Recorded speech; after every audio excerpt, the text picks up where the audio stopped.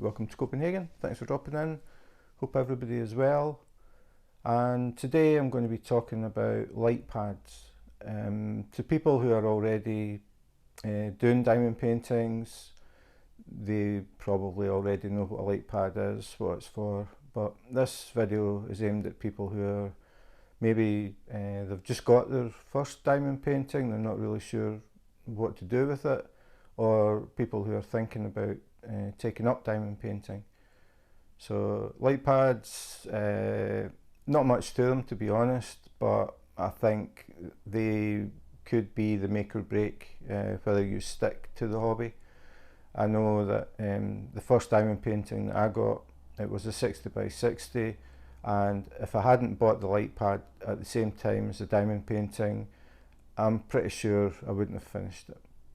So I'll do the unbagging, let you see what you get, talk about the price, talk about the different sizes, and then I'll show you how you actually use it and why I think it is a need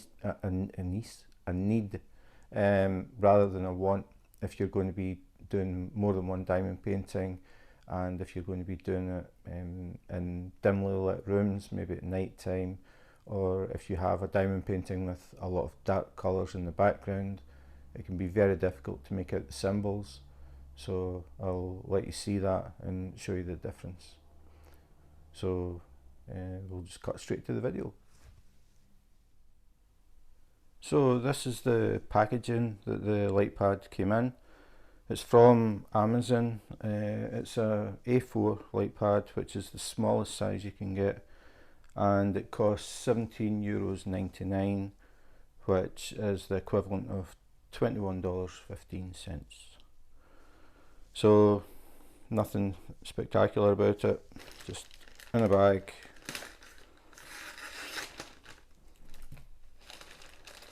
And box inside.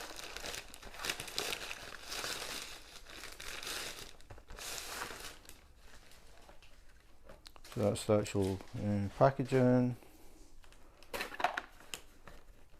and we'll see what it's like inside.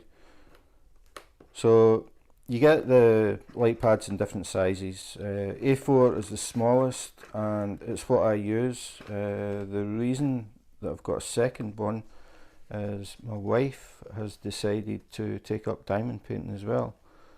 So she hasn't started yet, but before she does, I wanted to get the light pad because I know for a fact it would drive her nuts trying to work on diamond paintings that are dark. These things make it so much easier, so hopefully it keeps her interested. Just figure out how to open this one. I wish they would do them all standard opening. Okay, so here we go.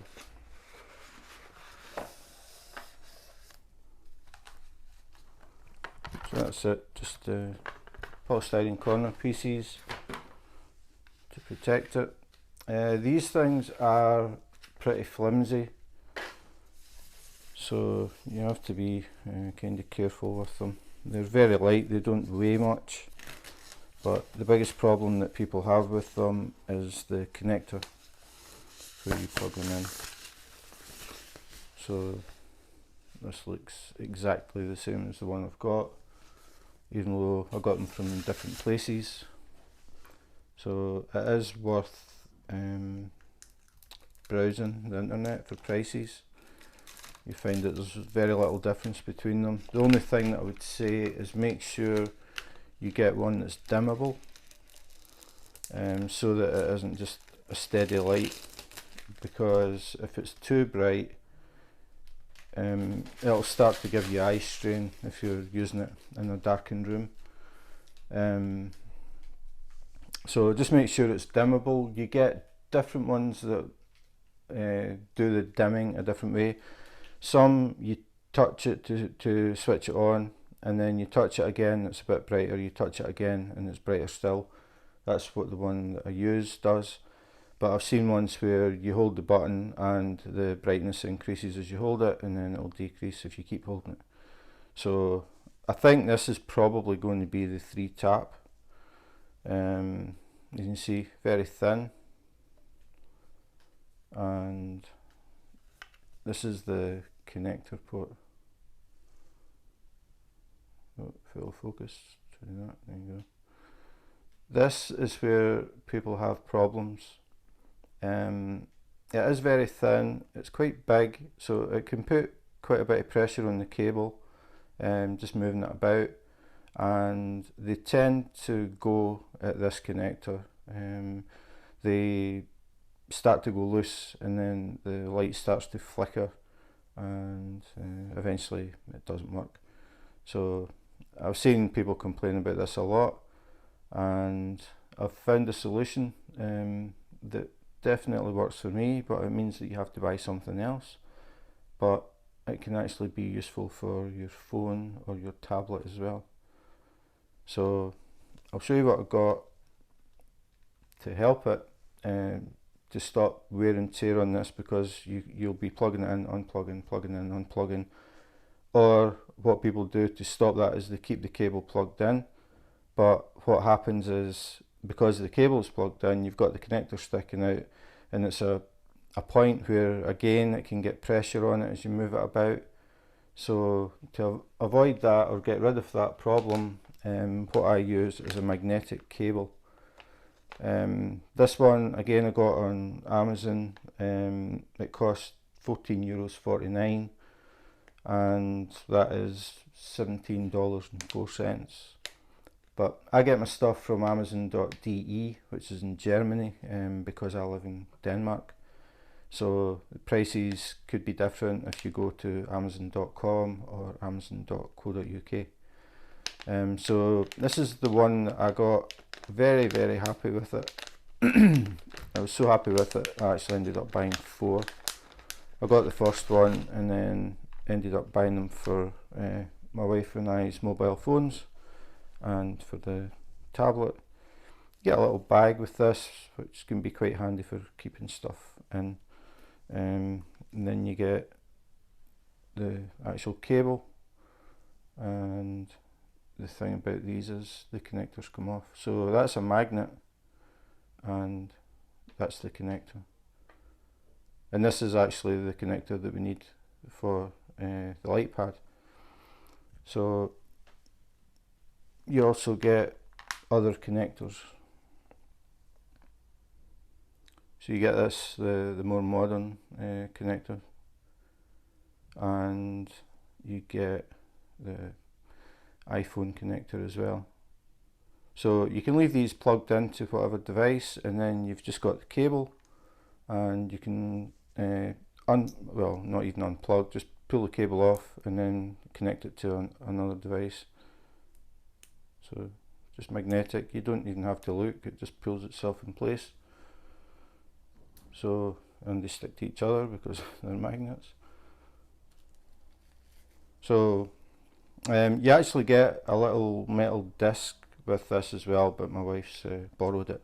So it's just a small circle of metal, and it's got a bit of sticky foam on the back, and the idea is that you just stick that where you want it, and then these little connectors, you just sit them on it, and that way they don't get knocked off the table or get lost. But as I said, I think she lost her, no she didn't, she's got one little disc on her computer desk and one on the night table, so she commandeered the other one, that's why it's not in here, but normally you get that disc.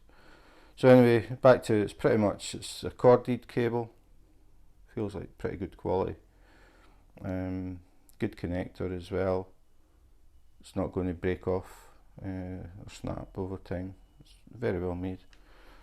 So the connector that we want is the micro USB, which is this one. So all I do is make sure that I put it the right way. So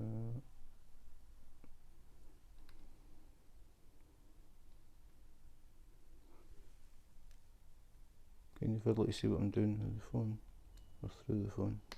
Okay, so that's it. So just plugged it in. You can see it doesn't stick out much at all. and then get the magnetic end, and it just connects.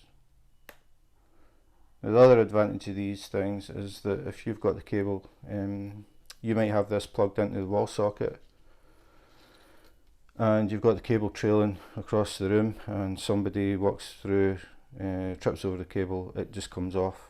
It doesn't pull the light pad with it. Other things, if you had the normal connector, the chances are either it would damage the connector or it would pull the whole light pad off, and it could fall off the table and break.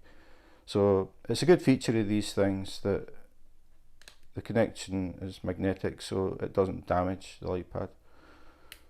So I don't actually use the mains power. What I do is I use a power bank because it's more portable and I don't need the cable to be hanging off the table where people can trip over it. So I just use, it's pretty much any power bank, and just plug it in, switch it on, and you see it lights up. Tap it. Okay, this does the opposite of the other one. When I do that, that is the brightest setting, then middle setting, and then lowest setting. So yeah, my one does it the opposite. Mine starts with the lowest, because normally I use the middle setting. I find that the bright one is just a bit too much when it's dark. It starts to bother your eyes after a bit of time. So what I'll do is, I've got the diamond painting that I'm working on at the moment is underneath this mat. So I'll switch it off, and I'll take all this off as well. Let you see what I'm working on, or part of what I'm working on. So this is the Little Tin Soldier by Diamond Art Club. So what you do is you put the pad underneath, and then switch on your power bank, and you see how it lights up. And if I zoom in, the thing is, this is actually a really good canvas, so it's not a very dark area. But if you're working in poor light, it definitely makes a difference. So that's the brightest, middle, and lowest, and then off.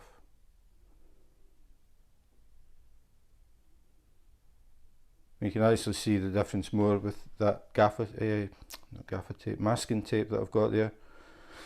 If you looked at just in normal daylight, you can't make out the symbols, but if I switch it on, you can see them.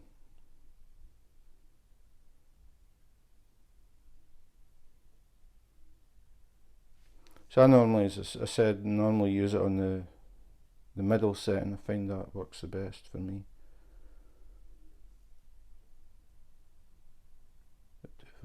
So yep, so that's it. Light pads.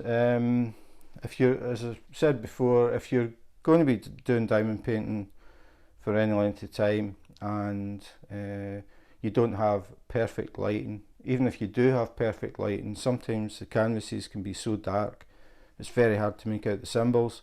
If you put a light pad underneath, it makes a huge difference. I keep reading about people saying that they've been thinking about getting a light pad for a long time, finally decided to do it, and they can't believe the difference, and they're a bit annoyed that they hung off so long and struggled, and then they've tried it and they can really see the difference.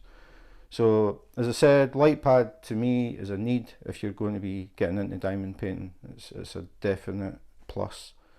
So thanks for watching. I hope you found something useful in that video, and the next one that I'm going to be doing is going to be an unboxing of a custom diamond painting that I received yesterday. It's a picture that I took in Copenhagen a couple of years ago, and I thought it would make quite a nice diamond painting, so I'm looking forward to that one.